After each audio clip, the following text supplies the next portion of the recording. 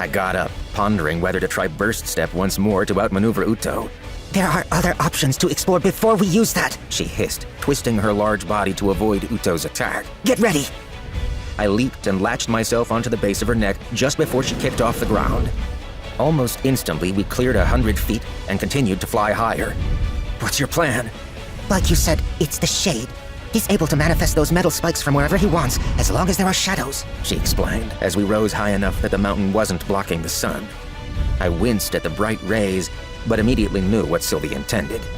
We were fighting in a giant shadow. Exactly. I barely had enough time to find my balance before Uto appeared just a few feet above us, a black spear in hand. Careful not to hurt Sylvie, I pushed myself off her back and enveloped my body in a spherical whirlwind. Activating Thunderclap Impulse once more, I barreled straight into the retainer's spear. Sylvie had been right. Without the shadows, his attacks didn't come from all directions, only from the parts of his body facing away from the sun. Black spikes jutted from his body, but the spikes weren't nearly as dense or imposing. You're pretty smart, Pup. I'm glad you found my weakness. Try not to stay too close in case Uto tries to use the shadow your body casts, I sent Sylvie as I rushed in for another attack. With Thunderclap Impulse's effects further enhanced by Realm Heart, I thought we would be able to win. Trails of ichor leaked from the shallow wounds I managed to inflict on Uto, but his expression unsettled me. His face, which had been the picture of manic glee, had mellowed into an expression of boredom. Even with this handicap, you haven't been able to land a single meaningful hit. It's disappointing. Sorry, but I'm not fighting you to impress you, I spat, spinning around. The fractured tip of Dawn's mallet sunk into Uto's chest. I let the mana coalesce into the blade surge out, and Uto's entire body became engulfed in frost, fire, lightning, and wind. I kept my grip on my sword as I felt the two of us starting to drop. For a moment, I thought I had done it. I thought I had killed him. Then I saw a black swirl manifest from where my sword was embedded into him. He had little studs of metal all over his torso and limbs, and, to my horror, each of those metal piercings cast its own little shadow around his entire body. I tried pulling Dawn's mallet free of Uto's chest, but no matter how much mana I imbued into my body, I wasn't strong enough to pry it out. If you were able to notice my weakness in the short time we have been playing, don't you think I would have found out about it a long time ago? Sylvie, I said aloud, letting go of Dawn's mallet. My bond immediately repositioned herself to catch me, but a black spike suddenly shot out from Uto's body. I siphoned more mana from my core, manifesting a gauntlet of ice around my right hand to strike the black projectile. I knew if I dodged it, the attack would hit Sylvie, so I smashed it aside instead, successfully redirecting the attack. Or I thought I had. Uto pointed a finger at me, as if warning me of something.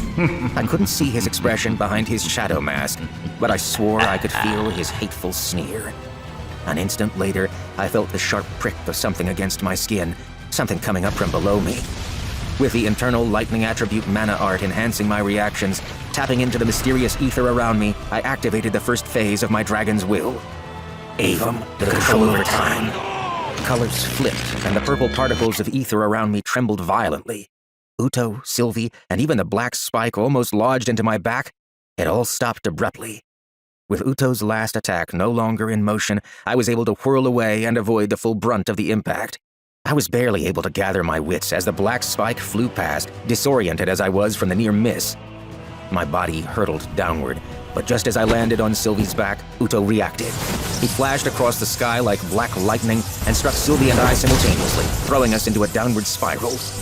As we plummeted toward the ground like a comet, I flashed in and out of consciousness once more. My entire body was a bundle of agony. I couldn't discern exactly which part of me was broken. Without even the luxury of screaming from the pain, I desperately tried to protect myself and my bond using magic. "Change into your fox form!" I cried. But rather than obey, Sylvie scrunched her body into a ball, covering me with her arms, neck, torso, and wings. I could feel the warmth of her underbelly as she gripped me harder. You don't have enough mana to take the impact. At least my body will be able to block some of the force. "Fool," I replied. Even in my thoughts, I sounded weak. I braced myself for the impact, but it never came. Or rather, I never felt it. By the time I regained consciousness, I was in the center of a crater, even more exhausted. "Sylv?" I tried to get up, but my body refused to listen. "Sylvie!" I sent out once more. No response. A weak moan escaped my mouth as I turned. Sylvie's body was still underneath me, but her limbs were splayed out, and there were black spikes everywhere beneath us, some broken, some jutting out of her. No. I shook my bond. Sylvie, wake up! I shook harder. This isn't funny, Sylvie! I rolled off her body, scratching myself on a nearby spike. Sylvie, please! My vision swam, and I could feel my heart trying to burst out of my chest. A wave of panic rushed over me, numbing me to all the pain. I crawled desperately, trying to dislodge her arm from a large black spike. I gritted my teeth, holding back sobs while trying to think of a way to help my bond. Ether, I muttered breathlessly as I held my hands against her body. It was a long shot, but I had to try. I activated Realm Heart once more. Every inch of my body screamed in pain at the backlash, but I held on. With the particles of mana and ether visible, I desperately tried to somehow guide the purple particles into Sylvie's body. Please, I begged. The purple particles of ether around Sylvie began quivering, as if answering my desperate cry for help. Slowly, they swirled and seeped through her scales. I didn't know what would happen. Since Sylvie was able to heal me through ether, I thought maybe she could use it to heal herself as well. Unable to keep Realm Heart active any longer, I sank to my knees, pressing my face against the base of Sylvie's neck. You're going to be okay, I breathed. You have to be okay. Several black spikes had pierced Sylvie's body and limbs, but I didn't have the strength to pull them out. I tried hitting the black spike that had impaled her side, hoping it would come loose from the ground. I struck at it. I struck again. I pummeled it until I couldn't condense mana anymore, and my knuckles bled. Your beast will live, a female voice said from somewhere nearby.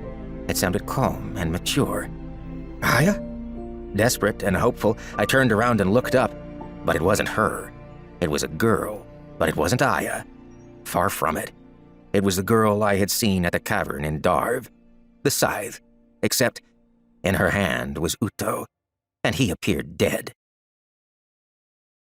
Thank you so much for watching. It's made this whole project really worth it. It was heavy on the pocket, but seeing the response from everyone has made everything just go so smoothly. Shout out to the editor and the artist. I'll see you all again soon. Peace.